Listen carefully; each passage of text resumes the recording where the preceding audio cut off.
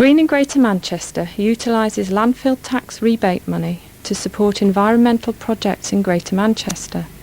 This video describes some of the projects which have been implemented in the City of Manchester over the last few years.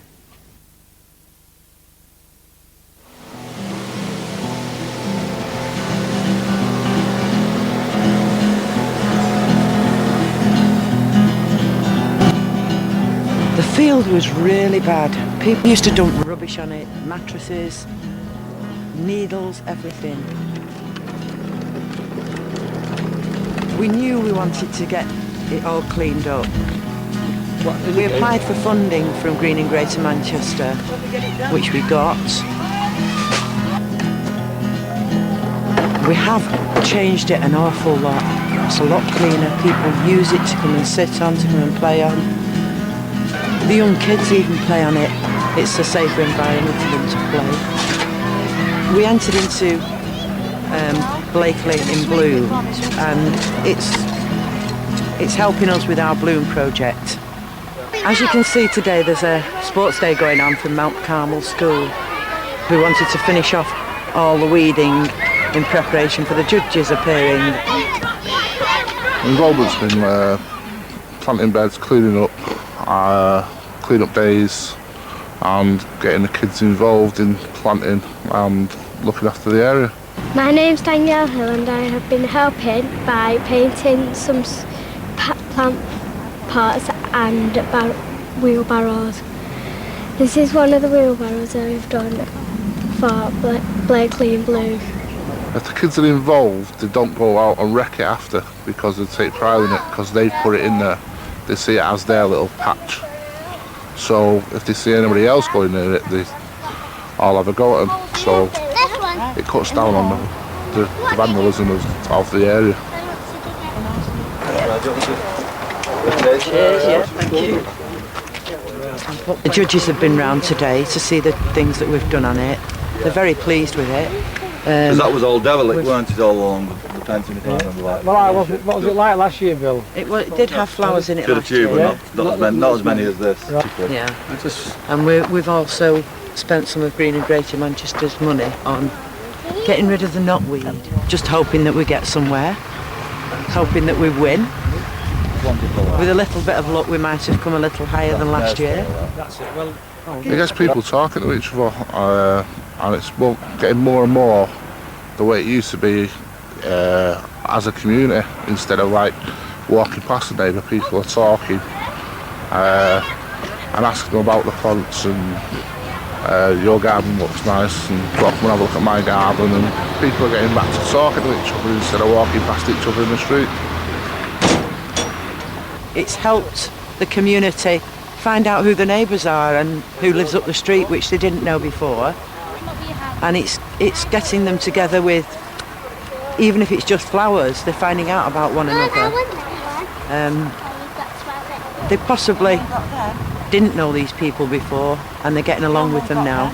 So the neighbours are getting on better. Kids enjoy it. They've seen a change in the area from it being wrecked houses and derelict areas. So everything being brought up with flowers, plants, and the area beginning to look nice again. It gives you pride in the area. People were frightened of having visitors down because of the state of the area, because they felt ashamed. Where now people are coming down and they're seeing these flower beds and the difference that's being made on the estate, and people are like inviting people down now to come and have a look, just to see the difference.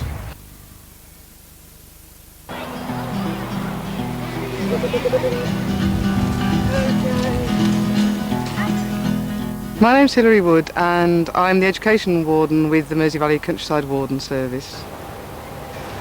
Well, what happens is people want to come down to the countryside to go for a walk. We're within a couple of miles of thousands of people's homes, and obviously what local people don't want is to have to wear boots or put on particular sorts of clothing just to access their local countryside. Paths like this enable anyone at all just to use the countryside very easily. We come here every day, New Year's Day, Christmas Day, 2 to 3 times a day for the last 15 years. And tend at times to think about it as our water park. You see things happen to the water park and you get offended if there's vandalism because you feel that it is, it's part of our environment. We've got about 100 miles of paths throughout the Mersey Valley, which runs through part of Manchester and Trafford Borough Council areas. And obviously some of these paths are really well surfaced, and some of them are desire lines, which can get very muddy. The Greening Greater Manchester money has enabled this path network to be improved for all sorts of people to get access to the countryside. The paths that they've given us money to improve mean that now local people have a chance to get into the local countryside, to see the woodlands, to get access to the lakes, the streams and all the wildlife around us. When it's a nice day, I just come here, bring some bread and feed the geese, and I just sit down with my friends or bring my sister, just play in the park and stuff like that.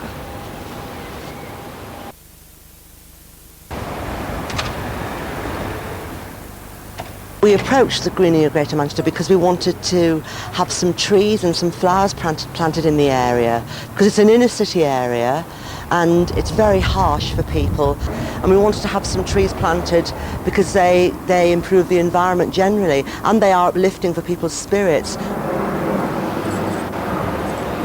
We chose trees because first they're very beautiful, and second they do help to clean the environment because they absorb the carbon dioxide and give out oxygen. Also, they're a permanent fixture, and they'll get used to seeing the trees, seeing them growing, changing in the seasons, and as I said before, they're very, very beautiful. When I come out of the house, it just makes me feel really, happy when you see the trees, and plus the fact that they were planted there on my birthday makes me feel even happier. Well, they've just brightened things up. It's just something to give hope to the people around here of what can be done. The reaction's been fantastic.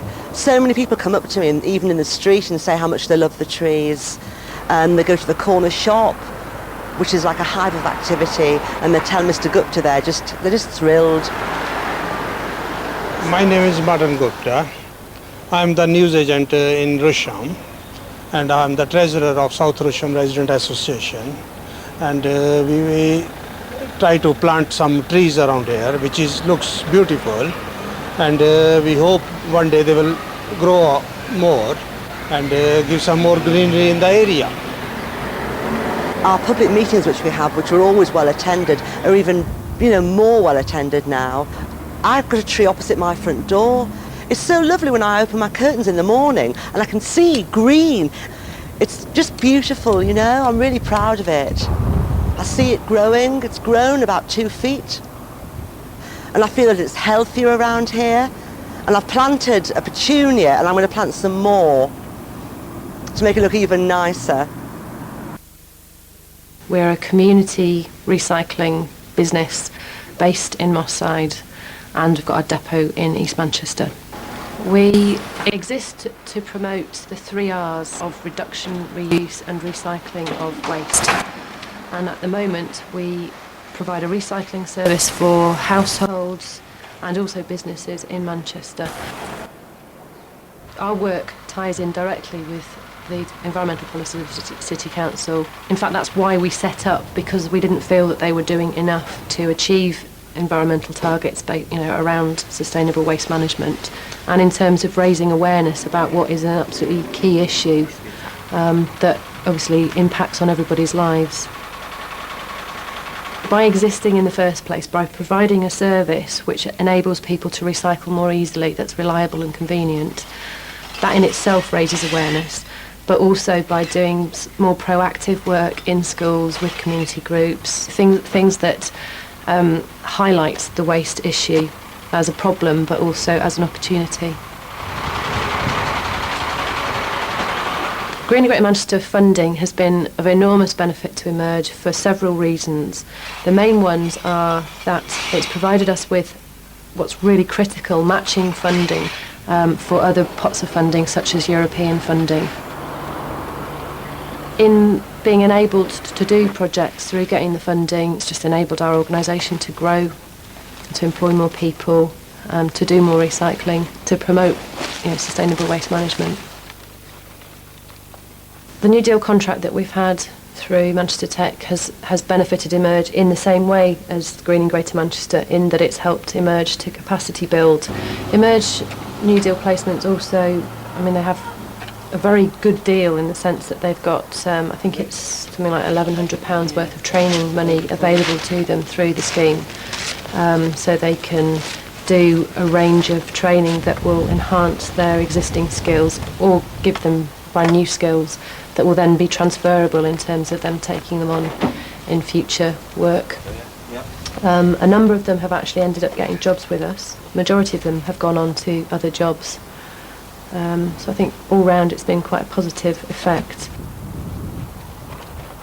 My name's Ian Price. I've been working for Emerge for a year for the New Deal placement for the Job Centre.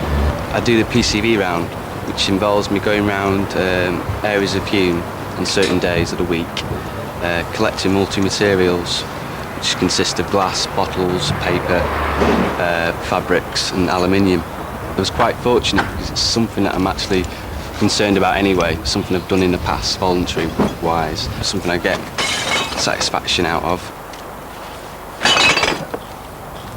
Since I've been working at Emerge, I've started a computer course, Basic IT, MVQ.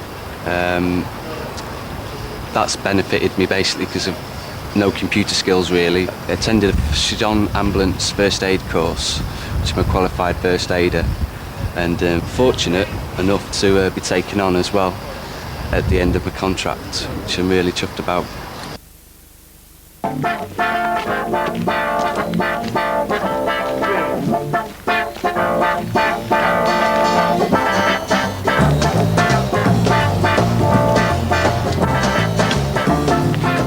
My name is Raymond Critchley. I'm the chairman of the Friends of Blakely Forest. We're here today to beat the bracken down. It's the second year we've done this, just to encourage the undergrowth to grow basically. We've had quite a few people, as you can see, coming out. First year we did it, we had about 40 people out. Well, it's more like countryside, near on your doorstep basically. You can go through and just view nature as it is, rather than having to go miles and miles to see it. Once the trees are out in full bloom, there's no better sight. My name's Dave Barlow, I'm the Urt Valley Projects Officer. I'm responsible for helping to coordinate the rejuvenation and regeneration of land in North Manchester within the Urt Valley catchment. So that's involving loads of different groups of people really, including organisations such as the City Council, Groundwork Manchester, North Manchester Regen, organisations like CTAC, and liaising with the most important resource of all, local people, trying to get them involved in actively managing and taking on board the management of local open spaces. Well, Blakely Forest is part of the overall policy of the City Council in looking after the environment. Hence the decision to make grants through the Friends of Blakely Forest to develop the forest itself.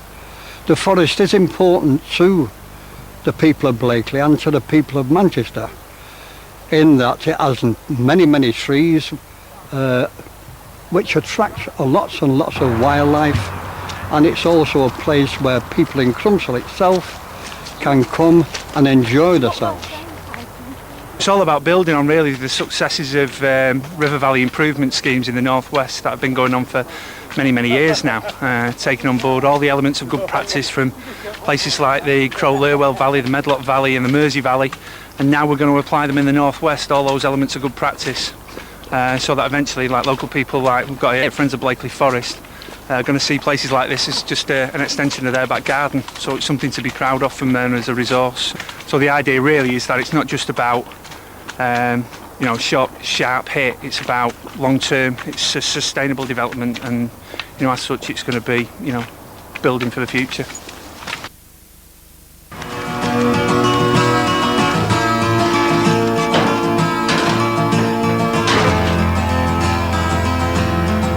We're going to renovate this field, and we're going to be planting bulbs and bushes, and The White Moss Club are going to be kind of looking after it as an ongoing event.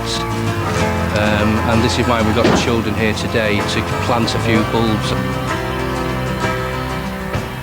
I'm John Biggs, I'm representing the White Moss Club for Young People, and I'm also the chairperson of the Tenants and Residents Association. And what we're trying to do is involve the young people of the area, the White Moss Club, St John Bosco School, and bringing people together, working with the community so that they're actually respecting the area that they live in. So next year we apply for grant money which we can use on planting trees and hanging baskets all along Charlestown Road. When I contacted the probation service, they leaped over and said, yes, of course we'll help out. It's a community project. That's the idea of bringing young offenders back into the community, doing the work together with other partners. And they've come on board now with young offenders, and they're digging out and they're helping with the project with the local schools and the local clubs. Go back to the end. We've had quite a lot of support from operational services, and also we've received £2,000. Without the Green in Greater Manchester funding, obviously this project would never have got off the ground.